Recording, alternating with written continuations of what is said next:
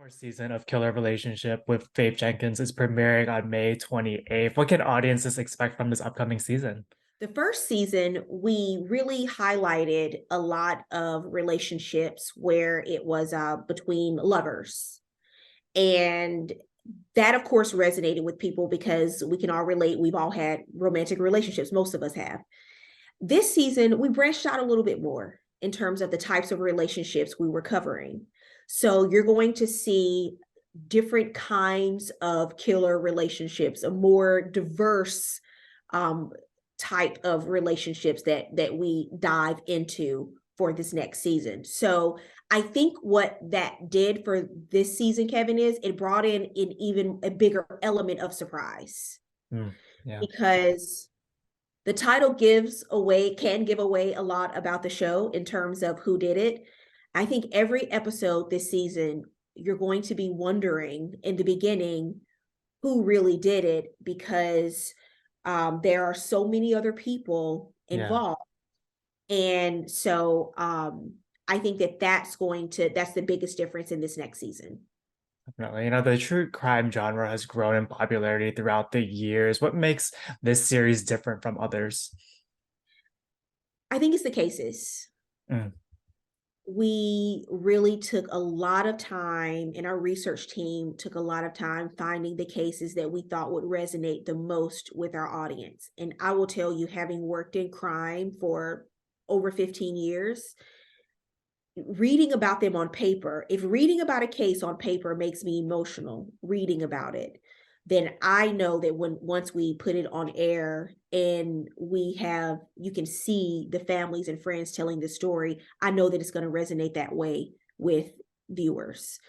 So the first case, the season premiere, a young African American woman entrepreneur. She was homecoming queen, graduated the top of her class in high school, went on to college, started a successful business, met a guy who was the son of a preacher, checked off all of these boxes. yeah. Who would have thought that that meeting and that relationship would take the turn that it did in the end?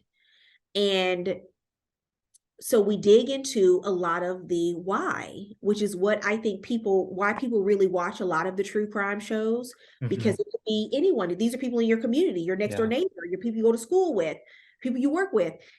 And the question really comes down to why. Great answer. The series finds you combining your relationship experience with your background as a prosecutor. How have those experiences lent themselves to this series? When I first started work in New York, I worked for a big corporate law firm and I never saw the inside of a courtroom. Mm, They asked us for volunteer attorneys to handle cases for women who could not afford attorneys in family court. That was my first court appearance in New York when I started going to family court to handle those cases. So I handled divorces, child custody, child support, child visitation cases. After that, for whatever reason, my career just kept bringing me back to cases involving relationships. Even when I went to the prosecutor's office in Manhattan, I started handling domestic violence cases.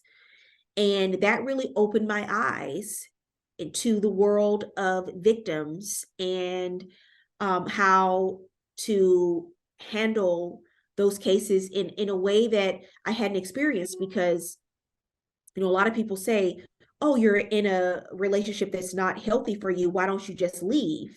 yeah. This is a surprising 90%, Kevin, 90% of the cases I had, most of them are women, 90% of them would eventually back out and would not want to go forward with the prosecution Mm, of the, and these were all um, violent situations where people had been hurt and there was evidence of it. In order for my office to take it, there had to be physical evidence. They would all back out, they would all recant and not want to move forward. And that's when I learned that you really have to have more in place than just a prosecutor on board to convince someone to move on. You have to have resources because there were all of these reasons. If mm. if you leave someone, you're going to be homeless, and your kids will be homeless. Are you going to leave? So there are all of these resources that have to be in place that to support people who want to make a different decision, who want to move on, but and need to realize they don't have to be alone in their decision. Yeah. In so many of the cases that you've covered, often the friends and the families of the victims don't even realize that there's turmoil in these relationships. What are some of the red flags that someone close to these victims or anybody in a toxic relationship should be mindful of? Well, what's interesting about this season is there were several cases where no one would see, you wouldn't see any red flags, Yeah. because when things took a turn for the worse and things got really violent, someone died. Prior to that, people were keeping secrets. They were harboring secrets. They were living a different life, or they wanted out of their relationship, but they weren't sure how they would support themselves financially. So this, by all accounts, the outsiders looking in would not have known that anything was wrong. Mm. So, so we have to be aware that those kind of scenarios are actually happening. That's taking place. So, in terms of intervening, you'll hear from the families and friends, and they will tell you, we liked this person.